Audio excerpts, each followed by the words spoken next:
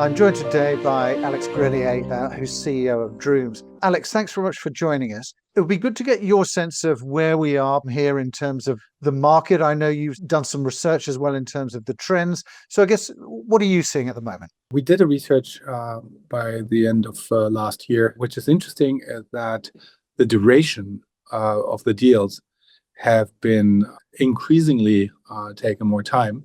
And so we are at a highlight of more than a year. By the end of the year, there was a stop.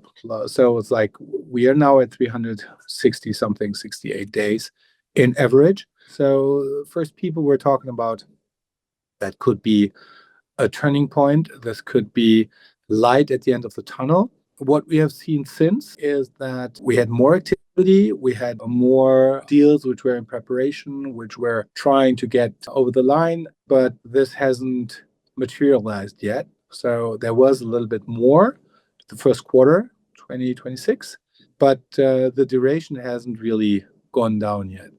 And a couple of reasons could be the financing side, which has become far more complex. Banks are requiring far more information.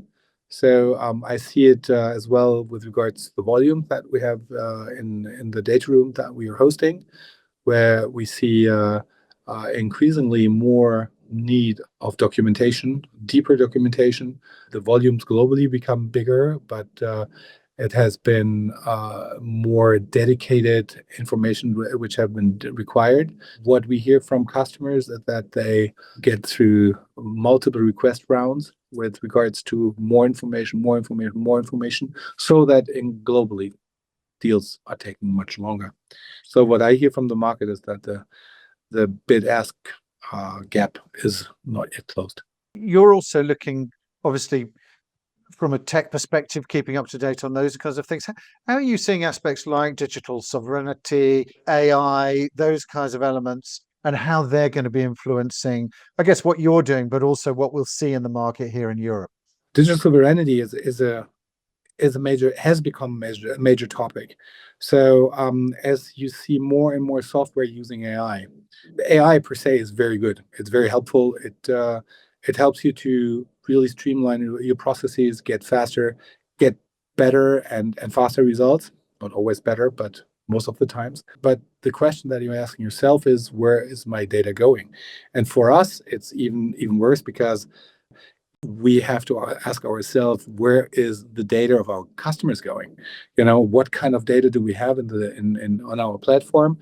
And so digital sovereignty is a key topic. And digital sovereignty doesn't just mean where does the data lie. It's really who is the data with. Because independently where you have your data, it's like if the company who is holding your data is not a EU-based company, a EU-owned company, it's pretty difficult to comply with GDPR. And so this is one of these challenges. And now, if you turn it into AI, and this is where we are all really working hard on and getting really good solutions for our customers, is like, who is owning the models you are then using to analyze data, to analyze content, And if you don't own it, if you just don't run it on your platform, which, for instance, with these solutions that like Claude, Gemini, ChatGPT, it's just impossible, because you're not getting any source code. So you just cannot block it on your platform. Then it becomes really, really complicated to work with. There's always a challenge. Do you want to stay in line with the law, or do you use all the publicly available tools? And so we decided to have a large language model which is running on our servers, which is really compliant with all kind of laws that you would need to be able to use these tools. So it's complex, but it's an interesting journey. Where do you see that landing, Alex? Do you think it's going to make a significant impact? Are you already seeing that impact? How do you see that developing for the industry? The impact of AI is undeniable. So do we really see business models changing due to AI? Not yet. Is AI reliable to a point where you would just base everything on AI. Definitely not, at least not yet. But it really helps making you more efficient. It definitely helps getting really good results in some parts of the business. And this is the thing, people believe sometimes that this is just magic which is coming, and there's nothing magic. I mean, we're talking about large language models. We're talking about predictable predictions and stuff like this. They can be right, they can be wrong. So you really need to put the system in place which is not hallucinating too much, which is providing the right results. And this is complicated. You need really have good people to do this, and then you need to be still compliant with the laws. It's a very interesting topic, I think.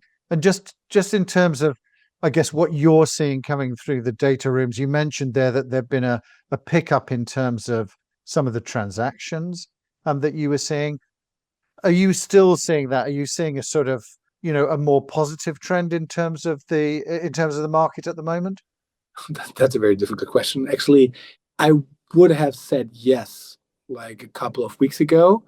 Now, with the global economic situation in the world, with the wars that you see, I want to say that there is a lot of things again being postponed, and so we all want to see new positive impulses, but today it's a very narrow plan, I would say. Really interesting to catch up and get your perspectives, Alex. Thanks very much for joining us. Thank you very much.